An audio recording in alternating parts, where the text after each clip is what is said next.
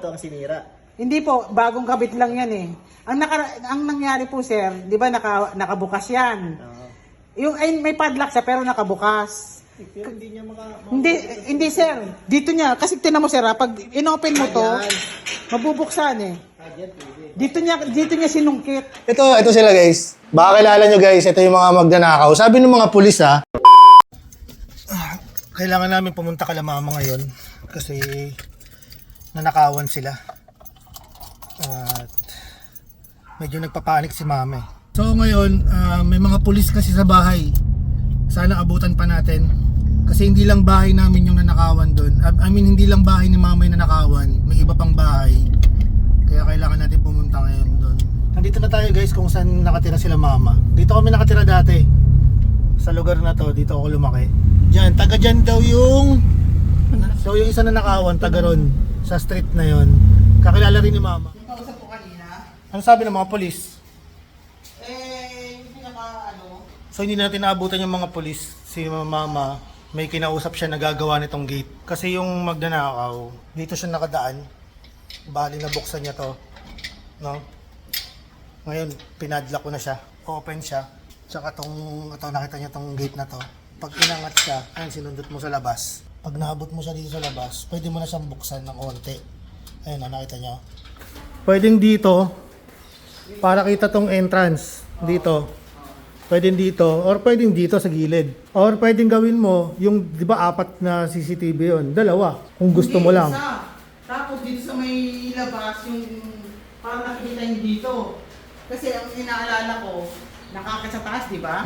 Pwedeng nakita niya. Na may access May point access. dito. Kasi may third floor tayo Oo, dyan. Kaya lang, kasi kahit anong gawin niya, ang taas niyan, maggagawa sila ng hagdanan bago sila makapanik doon. Oh. Hello po. Yes sir, yan, okay po, malinaw po. Opo. Bali sir, kasi yung nasabi na po sa inyo ni mama na yung original na susi po kasi nung Fortuner nila na nakaw po, di ba?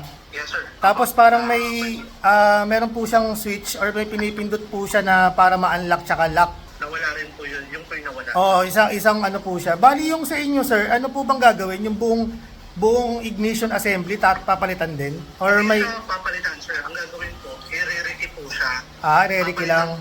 Papalitan po yung combination ng pattern ng susi. Opo. Para hindi na po gumana yung gamit nyo ngayon at saka Yung nanakaw. nawala po. Oo, yung nanakaw po.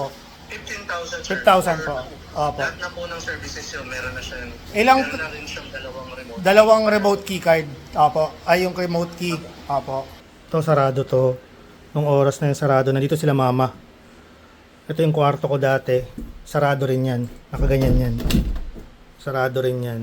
So, ang bukas na kwarto lang ito. Stock room. Yan. Saka ito yung lumang kwarto nila. Tapos dito may kinuha. So, ito lang yung pinasok nila. Ini-expect niya siguro may tao dito kaya hindi niya pinasok.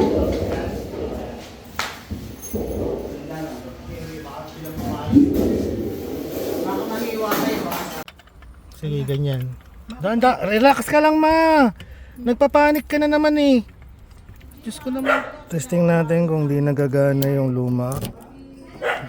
Ayun, di na gumagana. Change combination na yan, sir. Kasi nanakaw nga yung original. So, ito yung duplicate nung original. Testing natin kung may ignition pa rin. Ayan. Hindi na. Hindi na gumagana yung luma. So ngayon ito ginagawa na ni Kuya Doy yung gate para covered na siya.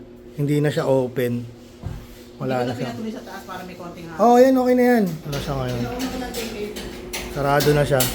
So baga hindi na makaka-access. Hindi niya na masusundot kung ano man susundutin niya.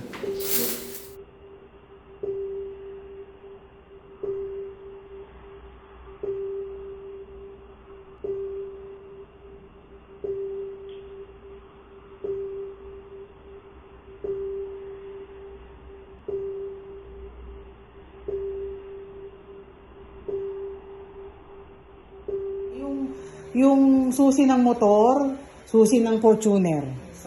At saka yung plake ni Pinakabitin dyan sa corner ng bahay para nakikita yung buong pabahay ng gusto mo kasi.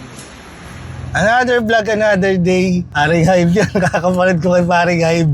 So, so ngayon, pupunta tayo sa bahay ulit ni Mama. I-check natin yung mga CCTV yung pinagawa niya. Titingnan natin yung CCTV yung pinagawa niya.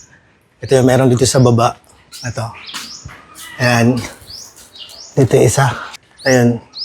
Nandun yung isa. Sa loob ng bahay, papagawa na ng bahay si Mama.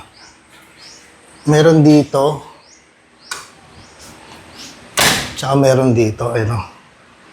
Ayun yung isa. Ayun yung isa. Bali, ito yung monitor niya. Ito yung sa labas. Sa entrance ng ano. Ito sa third floor namin. Ito yung sa terrace. Yan.